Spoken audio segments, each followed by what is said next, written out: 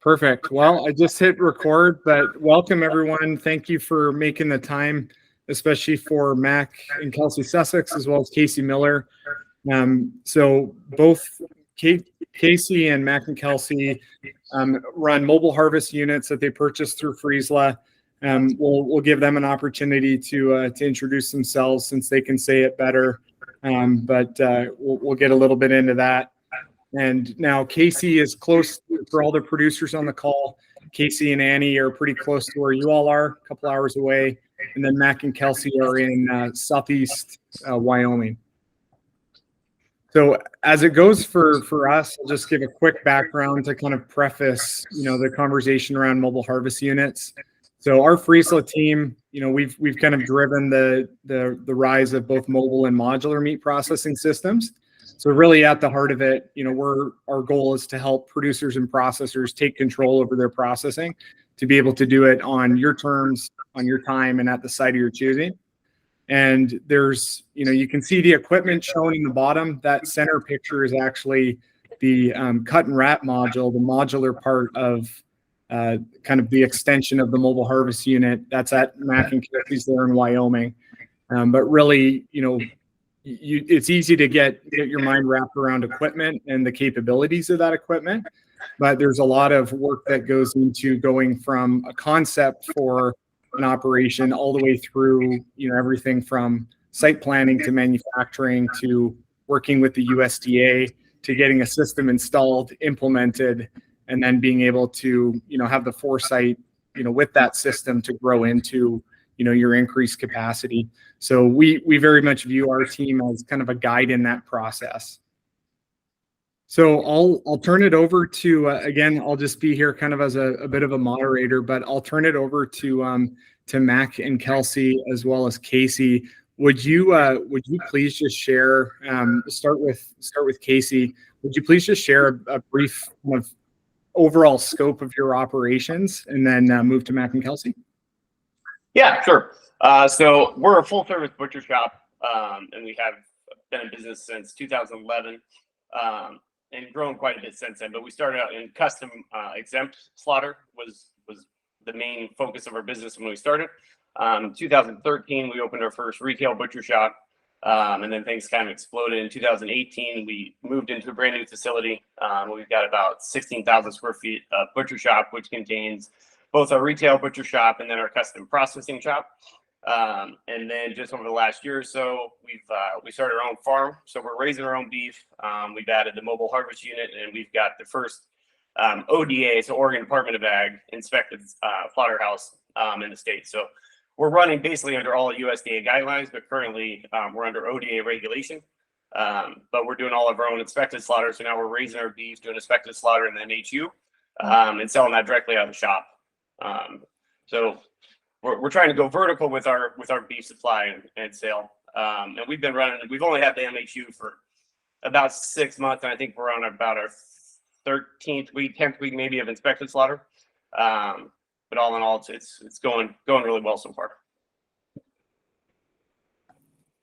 So our story's much the same.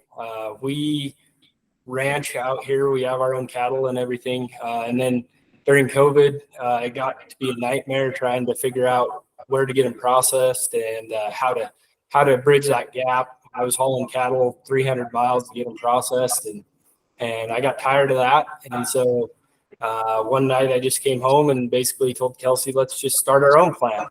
And it was at that time we were so green and so new to everything. It was quite an undertaking. Now we've always had, but we have 2 retail stores, one in Cheyenne, Wyoming, and one in Torrington, Wyoming. And we started our first slaughter was on December 2nd of 21. We've been USDA inspected the whole time. And so basically we have the same vertical integration that Casey was speaking of. We raise our own cattle, process them here, and then sell it in our stores. And I would say we do probably 40% retail for our stores and 60% just custom slaughter for other producers and stuff. So yeah, so we've been operating about a year and a half now. So let me jump in there real quick, Mark. Or Max, sorry. So you guys, you are slaughtering for other farmers too, and then doing wholesale packaging, and then just sending that out of your modular unit. Yep. And then just doing slaughter, and then are you cutting that down into primals, or are you breaking it down in your retail stores? Nope, all the way to retail cuts. Yeah. Yeah, thanks for that, Mac. And Casey, one note, maybe I missed it, but did you talk about kind of the retail shop side too?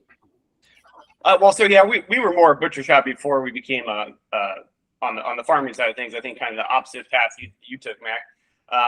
So we've got a pretty large butcher shop. We've got about 45 employees that just work the butcher shop. So we do all of our own curing, smoking, everything we do is from whole muscle. And we do it all ourselves. So we've got a pretty big just retail operation. We've got about 70 feet of fresh meat case. So we've got a pretty big retail operation. And then we added the beef and our own slaughter on to kind of subsidize that. And similar to you guys, it was COVID.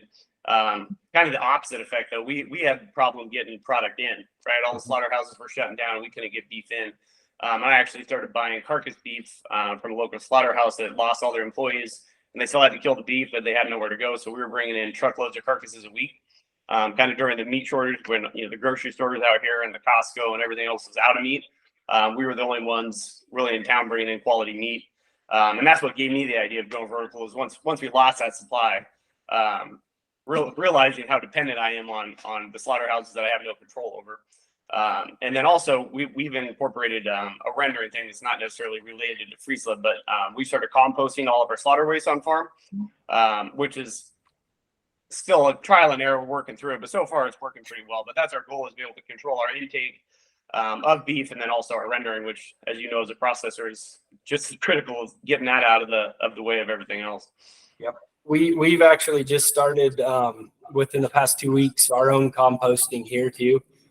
Before that, it was all going to the landfill, and it was getting so costly. We decided to just take it on ourselves, and it's cut our disposal fees in about half just by doing it ourselves. So and we, like I say, we came from ranch background. That's all either one of us had pretty much ever done our whole lives, and we took a little bit of the opposite path of what you did, Casey, but I think the end goal is the same, is to be able to control everything all the way through the process. Yeah, I think we started at separate ends of the spectrum, but ended up in the middle. Yep. So with your composting, are you doing windrow composting, or do you have like a in drum? Yep. Yeah, we're doing windrow composting, and like I say, we're still in the trial phase ourselves. We had to go through a permitting process through the state of Wyoming. And that's been a little trial and error for them too. Ours was the first permit that was put in, or that was submitted for the state. So it's all new to them too. Yeah, very similar here too. When I went to the DEQ, and they're like, "What? Yeah, you can't do that, can you?" Yeah. But yeah, we've been the same thing. We were basically the first ones doing it. We don't have, I don't think we have the acreage that you have, so we're not doing row compost. We're doing it all in an in-drum. So we're trying to turn compost in a week, which we're getting closer to that. Yep. But we are limited by the volume that we can run through our drum. Sure. Yeah, and we're looking at 30 to 45 days on ours. Yeah. So, yep.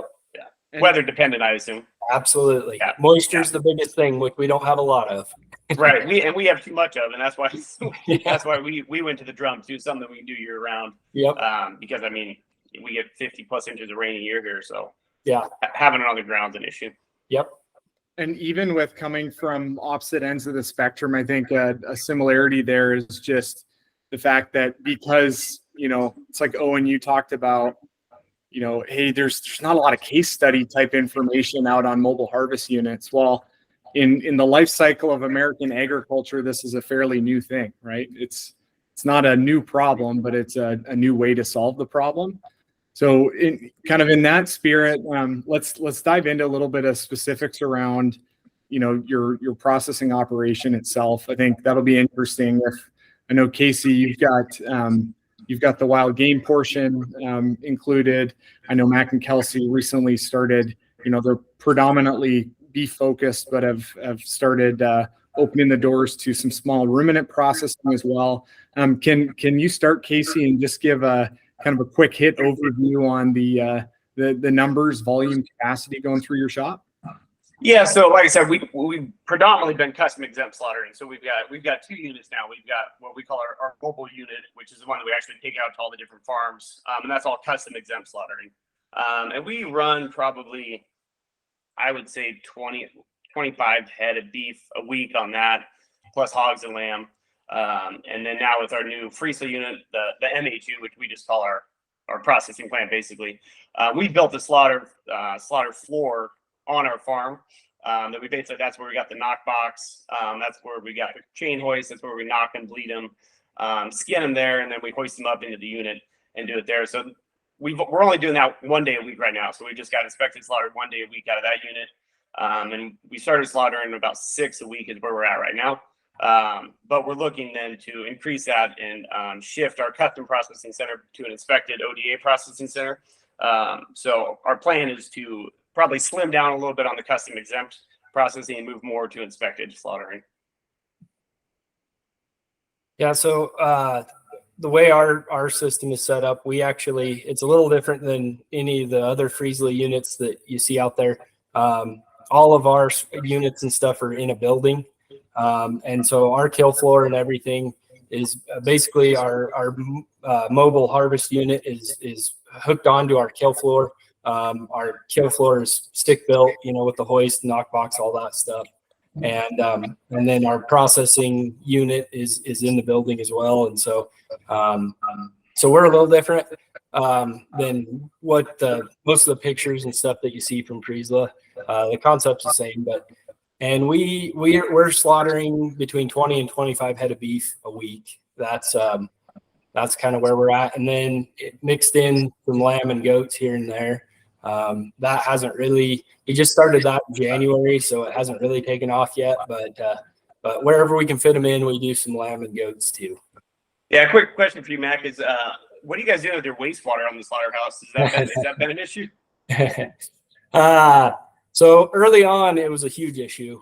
Dealing with Wyoming DEQ with the wastewater was probably our biggest hurdle in getting this deal started. Once again, they were so brand new to all of this stuff. I mean, they had no idea how to regulate us. So they wanted to regulate us like they do the oil and gas industry. And initially, I took a plan to them to do a constructed wasteland or constructed wetland for our wastewater. And they were very quick in nixing that idea. And so what we have actually 2 wastewater lagoons. All of our wastewater goes to those lagoons, and then it evaporates basically. So you're not allowed to spread on your property? So that's funny. You would think Oregon, the liberal, overregulated state, we want to get away with it. But with what we have is a CAFO permit, so confined animal feeding permit. We're allowed to spread our wastewater. But that's still we're running into some challenges with the amount of water that we're producing, and then the ability to spread it when it's super wet and raining. Yeah. But yeah, that was definitely a hiccup of ours too. Yeah, so once again, the overregulation, but our lagoons are probably 3 times the size they actually need to be. Matter of fact, during the summer, they're dry 90% of the time. But initially they wanted us to have 1.5 acres in surface area for our lagoons. I actually had to get an attorney and go fight with them. Right now, our lagoons are about 0.66 of an acre surface area. So that was a huge thing for us for sure. That was our biggest hurdle in putting this place together. So real quick on that, I just got a question. So once you evaporate, what are you doing with your solids? Are you putting something in there to stop the decay? So far, that hasn't been an issue. We have a lot of wind out here, so honestly, and we're new enough into it that we haven't ran into that. I mean, we're only 1.5 years in, so when it does dry up, there's not much solids down there, and most of it blows away. So I will definitely attest to it being windy there. No doubt. Can the both of you speak to since that was a question asked around dry age and hang times? We see in talking to folks all across the nation that there's a couple kind of choke points in in processing. Number one, the harvest side. Number two, just processing generally, but a big component of that being that refrigerated space for dry aging, where consumers demand that in the market, is definitely at a premium. So can you both speak to that? What's your general hang time? Does that range between retail cuts versus custom exempt? My advice to anybody building a meat shop is whatever refrigeration you think you need, probably quadruple it, and that's not going to be enough. When I built this shop, I thought we went way overboard on our refrigerated space, and I thought it would take us probably 2 years to fill it up, and it took about 3 weeks. And we have enough, but it's still, it's constantly full and constantly done. And we have a separate cooler for our inspected stuff, and then a cooler for our custom exempt. But we tried on quality beef, we try to age 14 days. That's what we shoot for. But it's not a standard thing. It's based on the quality of the beef, the fat, all that stuff goes into account. With our retail beef, we could age that a lot longer than we do. But just as far as space and turnover, we're basically aging about 10 days before we start breaking the carcasses. And then we try to break all the carcasses Thursday, Friday. And then we're selling all of our own beef like Friday, Saturday, Sunday. And we have that system down. So with retail stuff, we're doing about 10 days, but that's more just for production purposes than it is for the aging. I find anything over 14 days, a lot of people push for 21 plus. I don't see a lot of benefit once you go over that. You just end up with more waste, more mold, more bacteria in the cooler. And then we have a separate dry aging program. So we will take our primals and we'll dry age those, 30 to 60 days, depending on what that is, but not the whole carcass. Yeah, so we basically have a pretty much standard 14-day hang time on everything. We've done, some customers have requested 21, and I try and shy away from that as much as possible, just because it from a logistics standpoint, it can mess up your processing side in the whole flow of everything. But we have done some 21-day, and I'll agree with Casey. The benefit does not, from our standpoint, the benefit does not outweigh how much trimming and stuff you have to do on the other end. And the only caveat to that would be if we have like a bunch of grinders or something, we might only let them hang for 4 or 5 days and grind them, just because it cuts down on your loss from the trimming and stuff, and they don't need to get any more tender, basically. So that would be the only difference is if we grind something. Yeah, and we're the same thing. Grinders, we cool them down and get them cut as soon as we possibly can to get them out of the way. Yep. And I'll just jump in for those who are still learning, or students who may be listening to this later. By grinders, they're referring to either cull beef or potentially dairy cows that are being steaks aren't being cut out of them; they're being processed right down to ground beef.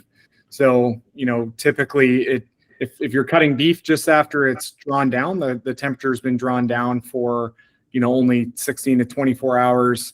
It's not going to have solidified a whole lot at that point. It's going to be kind of sloppy or floppy, as Mac might refer to it. So letting it hang for even 4 days, as Casey referred to, just allows full rigor mortis to set in, and just makes it for a easier cutting experience for the folks on the processing side. Very good. So jumping over to mobile and modular, Mac and Kelsey've got a mix of the two. Casey, you've got your brick and mortar together with mobile for the harvest side.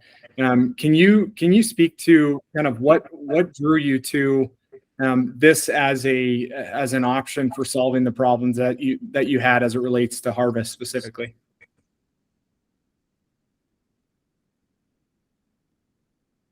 Do you want to go, Mac, or you want me to? It doesn't matter to me. I was just, yeah. Yeah. So with us, we were looking at going with inspected slaughter, and just the price tag of building a complete slaughter floor separate from our building, because we're not in the city, but we're on the edge of the city, so we didn't want the animals here. We didn't want pins here. We didn't want to be doing the slaughter in here. and we would have had to look at building a whole new facility for that anyways. So it really just came back to looking at the ROI on the process that we're doing, and bringing in one of the MHUs from you guys, and then basically we took a pole barn and made that our slaughterhouse. It just made more economical sense for the volume we were looking at, than building a whole kill floor and the whole setup out of from scratch. Yeah, and I'll echo that. There were a couple different reasons. One was the economics of it, but the other thing is the speed in which you can get up and running with one of these systems. I mean, we poured this concrete pad the first week in June, and we were processing in the first week of December. So there's not a lot of as far as the construction side, it just shortened that up a lot. We didn't have to wait, which with the amount of money that all is involved with all of this, being able to start cash flowing a little sooner was a very important part of it for us. Yeah, I'll step in too. Like having it, pre-approved by USDA is huge, because as you guys can probably tell, USDA is not very helpful in getting you going. They'll tell you what you're doing wrong, but not very helpful in telling you what you need to get done. Yep. So just having something that was already USDA certified with an easy HACCP plan to throw at it was another big one for us, as opposed to trying to get the approval from USDA or ODA on how our facility was built. This cut a lot of that out. Yep. Yeah, on our final inspection, before we got our initial grant of inspection, it literally took about 15 minutes. So, and I've heard horror stories of other places where that's not the case. So, yeah, thanks for speaking to that. I'll just ask, since we're getting through questions at a pretty clippy rate here, just from the audience, producer folks that have joined, or Owen, any questions to this point around mobile, around just overall, the processing operation scope?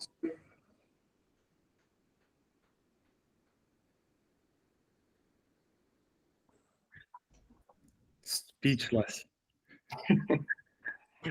Go ahead, Owen. I was going to give some time to see if Cameron or Courtney wanted to weigh in there. I just want to make sure I heard you correctly in that a Friesla unit is USDA pre-approved, and so it removes a lot of those hurdles to that process. Yeah, correct. And Casey hit on that well. When we deliver a unit, whether it's mobile or modular, we've done all the hard work of speccing out, everything from the frame up, all of the equipment, everything being USDA compliant. So, the system itself has to be approved by the USDA, but receiving everything, when you take delivery and those modules are landed, or the mobile harvest is pulled to the USDA approved places at which processing is going to happen, having equipment that's compliant is huge. And that's a big draw, right? Being able to have certainty that it's not whether or not this is going to pass. It will pass. It just means that there's, like Casey referred to, having a HACCP plan that is specific to your system. That's a big part of kind of the guiding that we support with as well. Okay. And then a follow-up question to that, Casey. You've got ODA certification. Is there any reason you didn't pursue USDA, or is that next? Well, one, we got a grant from ODA, so that was a big reason. So ODA just rolled this out this year, so we're the first ones up and running under ODA inspection. And like I said, we have to follow all USDA guidelines, right? Yeah. It's just basically USDA provided Oregon with the ability to oversee it. The big advantage to us is ODA is willing to work with us. So actually the guy leading it up is an old USDA guy that came over to the Oregon Department of Ag. But unlike USDA, where they'll tell you just what you're doing wrong, ODA has been working with me to build it up and make sure that we're doing it right, and helping us with the resources to do that. And their intention is that basically once we're up and running, if we want to go USDA, all we got to do is apply for the bug. We're already verified. Everything's already been operating under the USDA. And the only thing that holds us back between USDA and ODA is we can't sell anything over state lines. Right. Which doesn't affect me anyways, because right now everything we're doing, we're selling out of our own store. And if I wanted to switch that, basically all I'd have to do is just switch it over to USDA. So if you're a processor in Oregon or looking to become an inspected processor in Oregon, I would recommend going the ODA route first. You're just going to get a lot more assistance and a lot less red tape and bureaucracy from a state agency than you are federal. That's great advice. Thanks. So real quick, I would just add to that. So for us, we have a state inspection program as well here in Wyoming. There's some states that don't. And actually here in Wyoming, it's the exact opposite of that. The state inspection program is way worse to deal with than the USDA. And so for us, honestly, as far as agencies go, whether they be state or federal, the USDA has been better to deal with than most of the Wyoming agencies. So it's just a difference in the people that are there, and that holds true throughout the USDA. We had a really good FLS here, a frontline supervisor here, that really did help us. He's since left, but I think it kind of depends on who or where you are and who's there, because I've heard horror stories all over the country of other places where their FLS or any of them were really tough to deal with. So yeah, we have the opposite story of Casey just a little bit, but so far the USDA has been pretty all right. So. All right. Thanks, Mac. Yep. And Cameron, I think you had a question there too. Yeah, I just want to clarify with Casey. You're talking about the new law with ODA, correct? That they just passed. Correct. So yeah. you can sell under the ODA. You are allowed to sell to. I know Courtney and then Chris is probably gonna, whenever he hops on. A lot of our stuff is restaurants, and you can sell to restaurants through this new regulation, correct? Yeah, absolutely. So there's two different parts, right? You got your ODA slaughter and then your ODA processing facility if you're going to do that.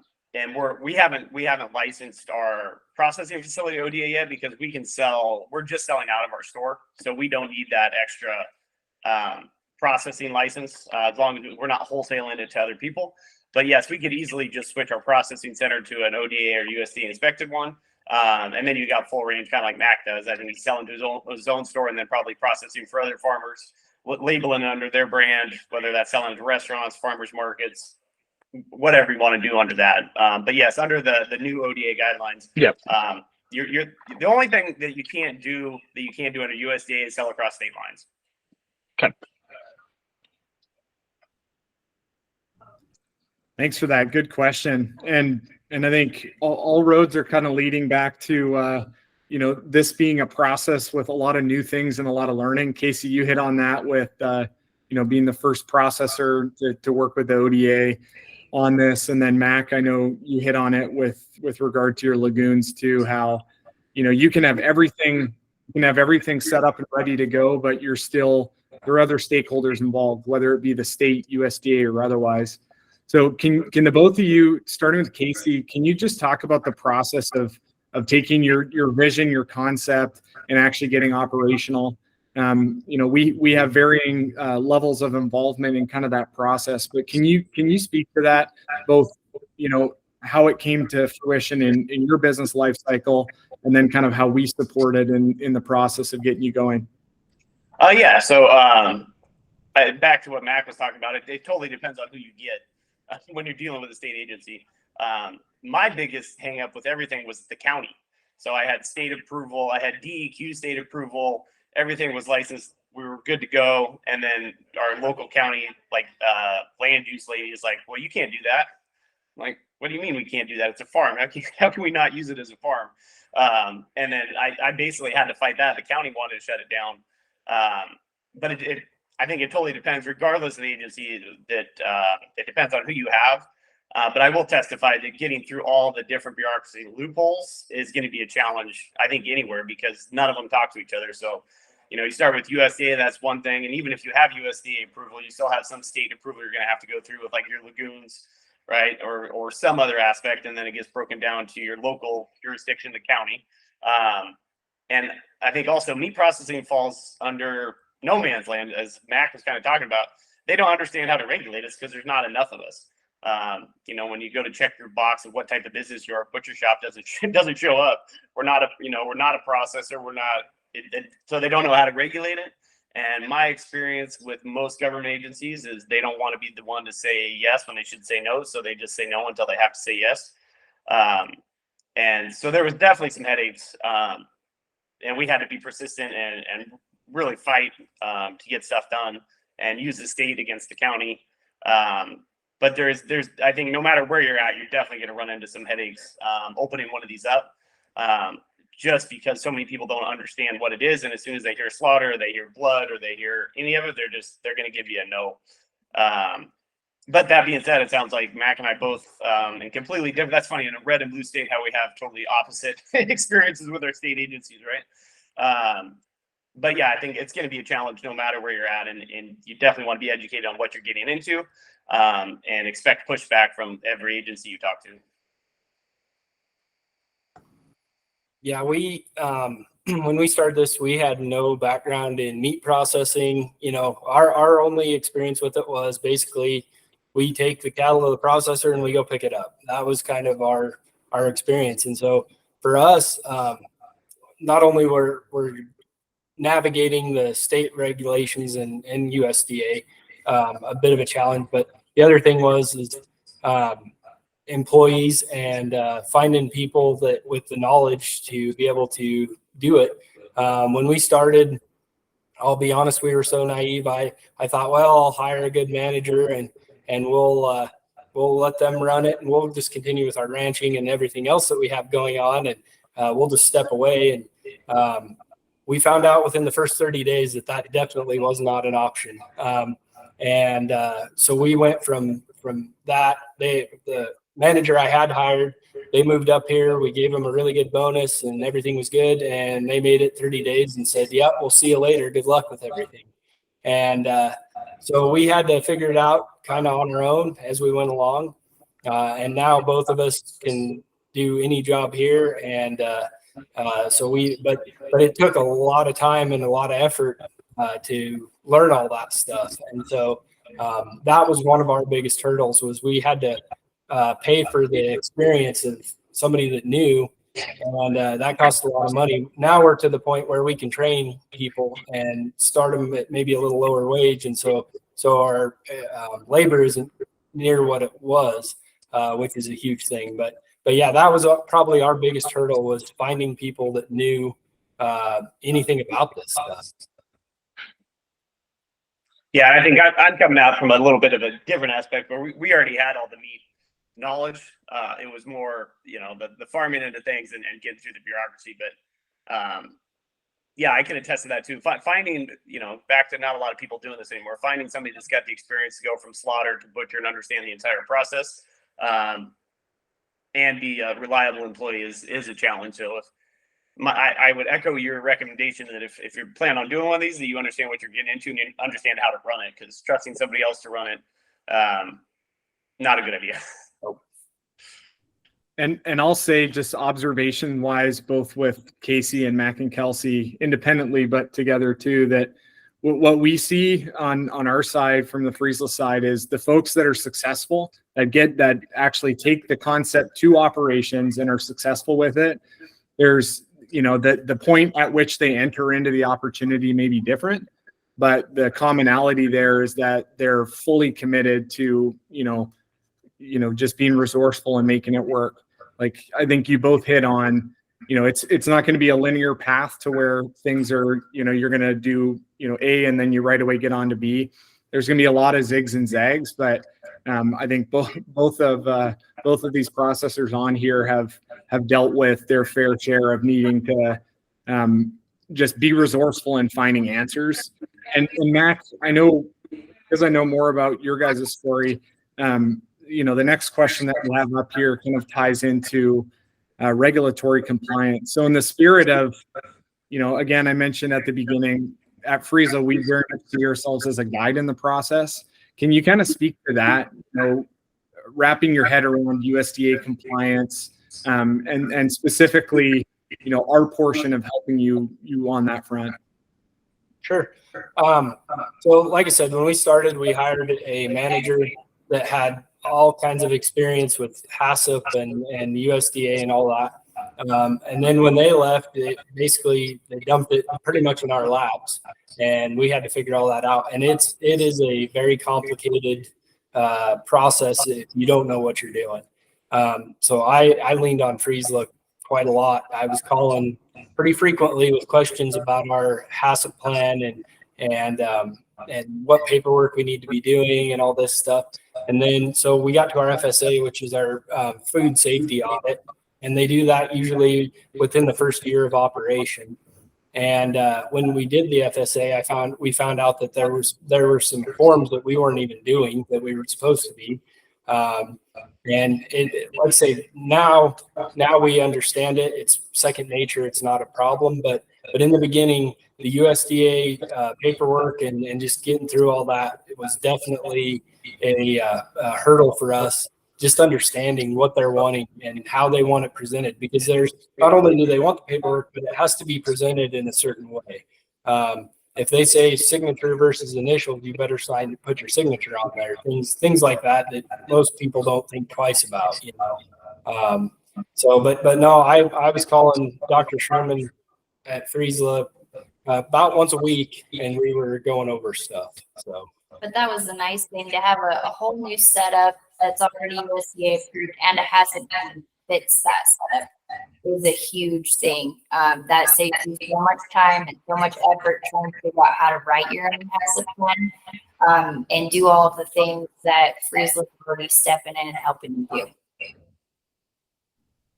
And one note on that too, I think, you know, when you're getting into a business, you're attempting to mitigate as many risks as possible, right? And really that's the posture we've taken with helping on the USDA regulatory compliance side. Chris DePalma, who's our, you know, food safety lead, if you will, who does all of our HACCP plan writing and implementation and training, really focuses on trying to find all of the spots where, you know, almost acting as like a mock USDA inspector to say, hey, here's not necessarily hard and fast, here's how you need to do it, but here are the risks to consider that could potentially be a sticking point for you in your operations. And Casey, can you speak a bit to your kind of your experience working with, I know you've spoken about, you know, working with ODA, but just around regulatory compliance generally and kind of the reasons like what you're attempting to prevent. Yeah, so I think we were getting into it a little further down the road than Mac was. So we were already operating under a lot of these guidelines. But definitely the paperwork and the structure of everything is different once you go to the full inspection. And I agree completely. You know, as long as you're checking those boxes and crossing your T's and dotting your I's, and you understand the process, it works. But I think it also goes back to who you get as an inspector or your frontline leadership there. Fortunately, with who we've been working with the ODA, they've been very helpful. You know, we get non-compliance almost every week on something. You know, I think the knee-jerk reaction is, oh no, I'm getting written up for something. But we've moved on past that too. Okay, fine, you want it done this way, then we'll change it and get it done that next week. And I think we got our HACCP approved, but we probably already made 4 or 5 edits to it based on just things that happened on the kill floor, things we didn't anticipate. Transferring of carcasses that we didn't see. But on the regulatory side, it's my experience working with the ODA and the food safety was not nearly the headache as it was just getting the approval from the different jurisdictions on what we were actually doing. But once again, I think you better go into it full well knowing that it totally depends on who you get as an inspector and if it's somebody that wants to work with you or if it's somebody that wants to correct you. Because if it's somebody that just wants to look out for all the mistakes you're making and point out everything you're doing wrong, it's hard to make progress and get it done right as opposed to somebody that's really trying to help you get the system up and running. Yeah, I think I would add to that. So I remember when we first got our first NR, there was a bit of panic that set in. It was like, oh my gosh, we're doing something wrong. We've gotten a lot since then, and it's just it's part of the process, and it's important to remember not to panic while that's all happening. And you're going to make mistakes. Things are going to happen. There's a lot of moving parts to one of these places. So you have to keep that in mind too. And the other thing, when we first started, we didn't have a full-time inspector. They had to find somebody that would come here. And so for the first 10 months that we were operating, we had a different inspector every week. And every one of them looks at something different, a different way. And so you have to be able to react to that, you know, just every week. You never knew who was going to walk through the door. Thankfully now we have our own full-time inspector, and he's been really good to work with. So, but it's luck of the draw a little bit, just like Casey said. Hey, Matt, can you speak to, for those who are unaware or still learning, an NR referring to a non-compliance report? Can you just speak to, just briefly kind of define what that is? And then also how important your relationship with your FLS, with your USDA inspector, state inspector is, and how that helps with navigating, responding to an NR? So an NR or non-compliance, it could range the gamut of a lot of different things. It could be as simple as not filling out your paperwork correctly, or when they inspect the processing side or the slaughter side on a weekly basis, if they don't find something, or if they find something that's not clean. Animal handling, that's another one. That's probably, honestly, from a USDA standpoint, the biggest thing is the humane handling of animals. But non-compliance could run the gamut of a lot of different things. So, but having a relationship and being able to talk to the person that's writing the NR and understand what you did wrong or what your employees did wrong is huge, because we've had inspectors here that I wouldn't even know that something had happened until they'd leave for the day, and I'd get an email that said, "You got non-compliance." Well, what did we get the non-compliance for? And so, but having a good relationship with your inspector, whoever they are, is very critical, I think. Yeah, thanks for that, Mac. And just doing kind of a time check, we're about 15 minutes out from the hour. So as far as kind of structured questions yet, if we could just talk at a high level about, economics, because I know those are some questions that came up with Owen talking to the Oregon producers that are on here. And then wanted to leave a couple minutes at the end too for just general questions from anything to run the gamut. So kind of starting with Casey, off with that question there at the top. So it's hard building not just starting, but actually operating and growing into the future a financially stable processing business. So do you mind sharing at a kind of a high level, how economically viable is your operation? Well, we've been extremely fortunate that from the day we opened, we've been in huge demand. Like I said, when I started in 2011, I was the only employee, and now we've got 4 separate divisions, and I think over 60 employees between the 4 divisions. So there's certainly a demand for what we do. Back to the point where not many people are doing it, and governments don't know how to regulate it. Also goes to the point that there's not many people doing it, and there's a big demand for it. So there's very few butcher shops in the Portland area where we are that do anything close to what we're doing. There's certainly nobody now doing what we're doing from farm to butcher shop where they can buy it locally. So we already had the economics going of a viable growing business before we added on the inspected side of the slaughter. But I think running with an operation similar to what Mac's doing or what you guys provide at Friesla is much more viable to start with than just opening a plant and trying to figure out how to use it, especially if you're new to the meat industry. And starting small and being prepared to grow would be my advice. Because if you build a facility for where you're at now, you're going to outgrow it. And you better have the ability to pivot, because being overloaded with a work volume is almost as bad as being under on volume, because you quickly are overwhelmed with what you can get done, where you can process. You got no hanging space, you got no freezing space on the processing side. But that being said, I think this business is in demand across the country, just without a lot of people providing it. And I think there's been kind of a gap, in the meat industry with the grocery store in the 70s. Before that, there was butcher shops everywhere, and it was kind of a family trade, and there was lots of people that understood the whole operation. And now it's a generation past, and there's not very many people that are doing what Mac and I are doing it from live animal, to retail case, or even just from whole carcass down to something to sell. So it is something that I think is in demand, but you need to know what you're getting into before you dive in. Yeah, I would say we've been running for 18 months now, and this place is just getting to the point where it's starting to cash flow. If that tells you anything, that first year, it's going to be rough because there's going to be a lot of things you didn't think about, and there's going to be a lot of extra expense that you didn't think about. So, and the biggest one for us is obviously labor and employees. We are out in the middle of nowhere, so we do have to pay pretty good to get people to drive out here. But yeah, you better have your ducks in a row because the cost of getting into this and even our consumables and stuff since we've started have almost doubled in price.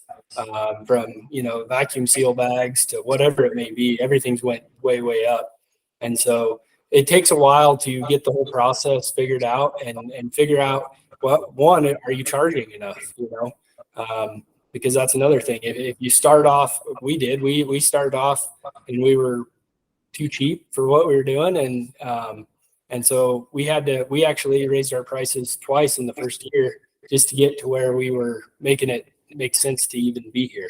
So yeah, and a couple of things that I would really suggest is think about a feasibility study. I know Friesla will help you guys with that. That's a huge thing in your area, just to look at your amount of animals locally versus the population, things like that. And also, we've hired a really cool bookkeeping service that does analytics for us on our financial side. Eliminating areas where there might be some money waste and stuff is a great idea to start from the front end with that.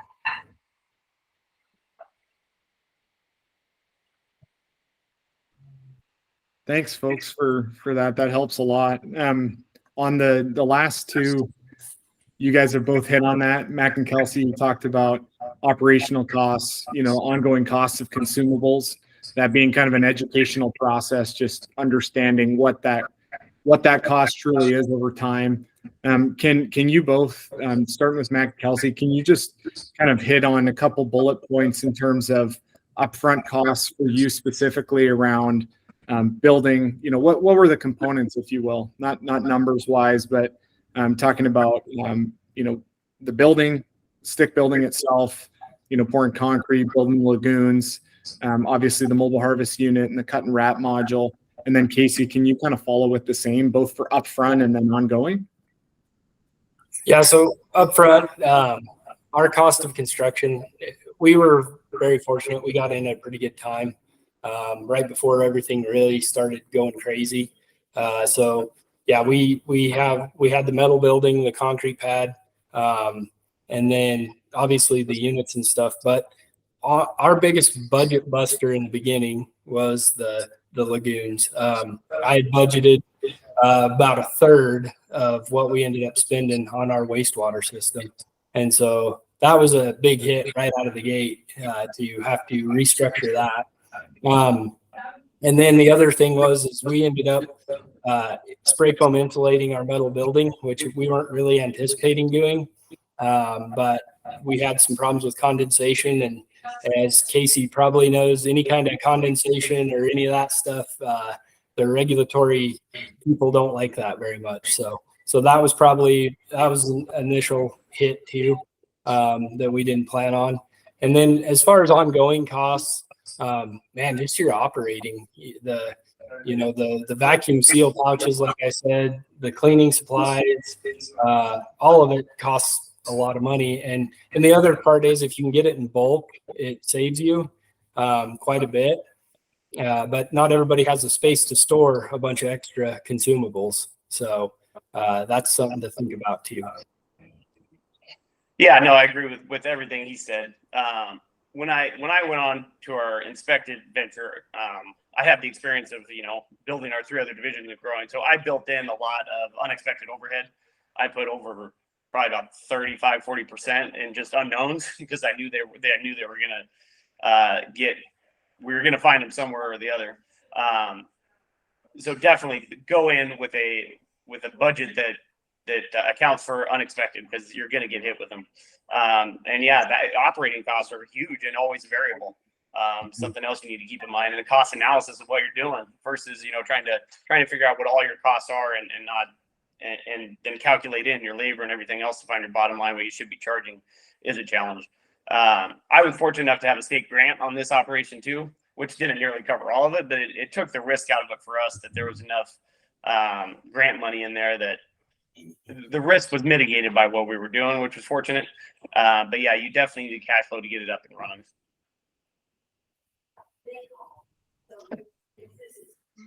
So from the audience, folks, we've got some time now for just open questions. We've covered everything from, thinking about getting started to actually getting started to, hoping to continue into the future. So what questions do you all have, Cameron, other folks on the producer side? Any questions, feel free to launch them. I have a couple. And my background is in poultry. My father background was in large ag. And I actually own a ODA exempt poultry plant. We do 20,000. It's a reefer trailer. When you were saying permits, Casey, are these considered permanent then? How does that work? Because I don't have to have any permits. I can compost 40 ton on anybody's farm. They don't care about salmonella. I can do 20,000 chickens per farm, and they don't say anything to me. Yeah, I don't know a ton about the poultry, but I know poultry does fall under a bunch of exemptions. That we are not privy to. So I know poultry. If you're under that 20,000 number, whatever that number is, you can get away with a lot less oversight. But once you get into bovine and hogs, I have not found a way to skirt any of the oversight or regulation on that. And are these are considered permanent then when you're messing with the county? Yeah. So basically the pole barn that we built, which is the concrete slab with our knockbox and our drains and all that stuff, that's what's considered our slaughterhouse. So that's our licensed slaughterhouse. And then the mobile harvest unit is just it's licensed as basically a mobile harvest unit, but so we have two. They're charging a license fee and regulation on the actual building, which is the stick building, and then the trailer's licensed separately. So theoretically, we can take the trailer to other farms and we could do slaughter there, but they would have to be set up with what we're calling a depot. So they got to have the proper pins, the box, the blood catch, all that stuff would have to be set up there. But then we could take the trailer there and be licensed to do it there as long as they have their depot license or their slaughterhouse license. Gotcha. Okay. Yeah, and I would say to you, Cameron, so you were saying you can do up to 40 tons. Our facility, we generate about 10 tons a week. Yeah, it's a different game. Yep. 10 tons. Okay. Yeah, because I think Central Oregon, our problem is we have so many producers within an hour and a half, but really only USDA facilities that are worth anything, or like you guys were saying, 3.5, 4. I used to do 200 hogs about 5 years ago, and I got out of it because I didn't like driving 7 hours. But our county is a headache to work with, which is why then this I do them in old 53-foot reefers, convert them into poultry slaughterhouses. And so with the Friesla units, can you just set those down and they're considered mobile? So this is actually we've been through with our county. Once again, it's part of the learning curve for them. They don't even know how to classify these units and stuff. When we paid our property taxes last year, we're still in the process of them trying to get that figured out, whether they're classified as equipment or they're classified as part of the building. So I don't have a good answer for you on that, just because I don't think they really know. Yeah. Okay. And as far as Oregon goes, I did talk to several people because we were looking at a modular unit as well to go along with our trailer. I believe it may depend on who you talk to, but in Oregon, one of the benefits was it was considered equipment and not building, because you're just dropping it. It's all contained. But once again, I think that depends definitely on your jurisdiction and then who you're talking to in your jurisdiction of what they consider. Because I could see one person saying it's equipment, the next person looking at it going, no, that's a building. So I think that depends on where you're at and who you're talking to. And what day of the week it is. Yeah, that will have something to do with it as well. Yeah, there's definitely a layer of interpretation that is very county municipality specific. For example, under IRS section 179, under the tax code, our equipment is looked at as depreciable and as equipment itself, right? So it can be depreciated at a higher rate than, a brick and mortar building might be. So, but the key point there, I think the key takeaway is that, once we're talking to somebody who's serious and they're looking at not just feasibility economically, but also feasibility within the regulations of their state and their county. I think, Cameron, the big takeaway there is that a mobile harvest unit it retains the ability to be mobile at any time. Yes. So in practice, often, like California is a good example that pretty darn hard to get because of state code to get a modular building up in California, slaughterhouse or otherwise. But we have a number of successful processors there who have worked within those lateral limits of their state codes by utilizing a mobile unit for the harvest side. I have a question for both of you. I know operations are like slightly different, but what is kind of the total footprint for, your setup, excluding obviously like shops, but like for the kill floor, let's also include like rendering and like the cut side of things. What is that? So, our slaughter facility is separate. So our slaughter facility is about 14 miles from our shop. And it doesn't take up a huge footprint. The barn that we built our slaughterhouse the actual workable space is about 24 by 18. But then we back up our MHU to that, and then that's our additional footprint.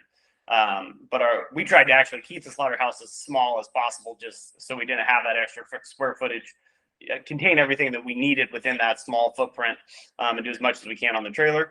So the footprint of that is relatively small, but then we've got our catch basins and everything for the water.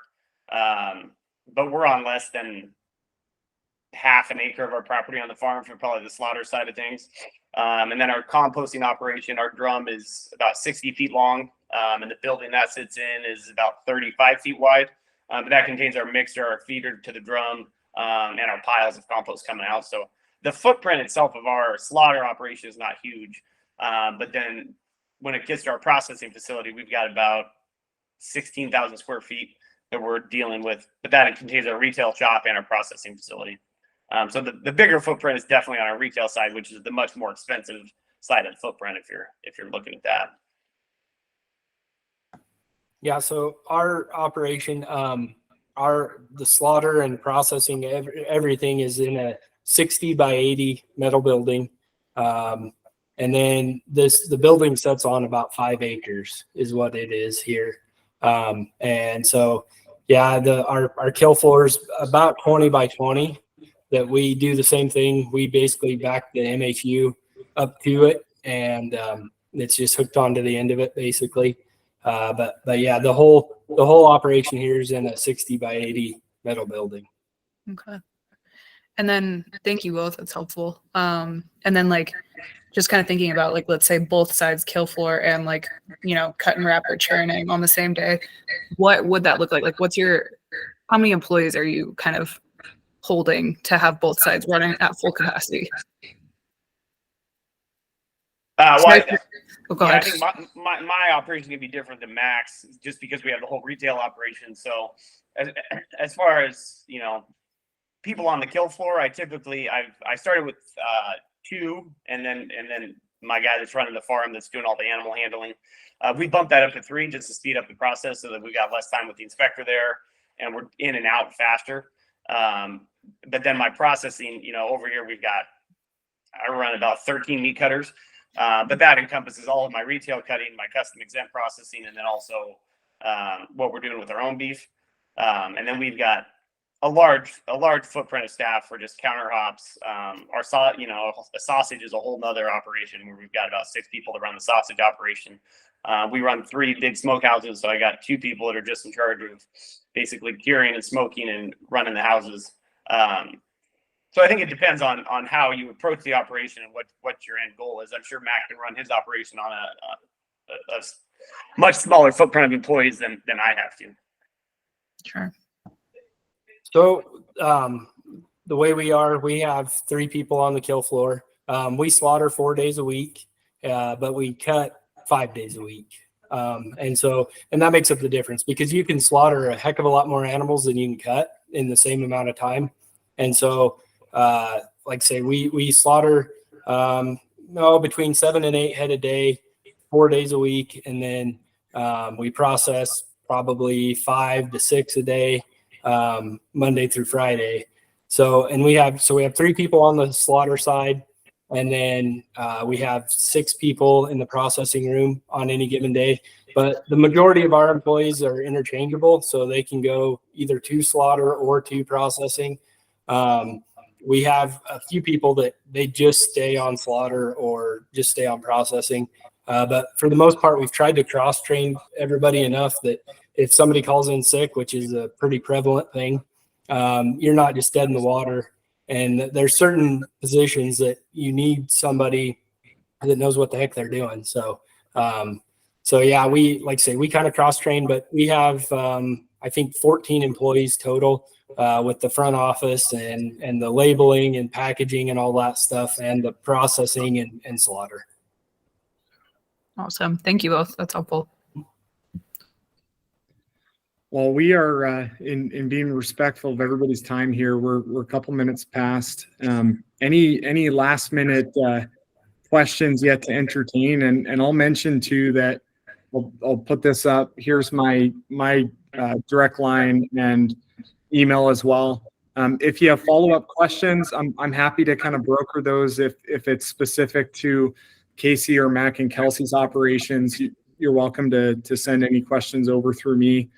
And otherwise, if you have questions generally about what we do and about how we can support with both the equipment and services side, happy to help there. But barring no kind of last minute quick questions, Casey and Mac and Kelsey, I know this it was a time investment to coordinate and to be on together with us. So thank you very much for making the time, and also for Owen, and the Oregon producers for joining. Thanks everybody for the investment of your time on this Friday. You got it. Yes, thanks everybody. Thank you. Very good. So- Thank you.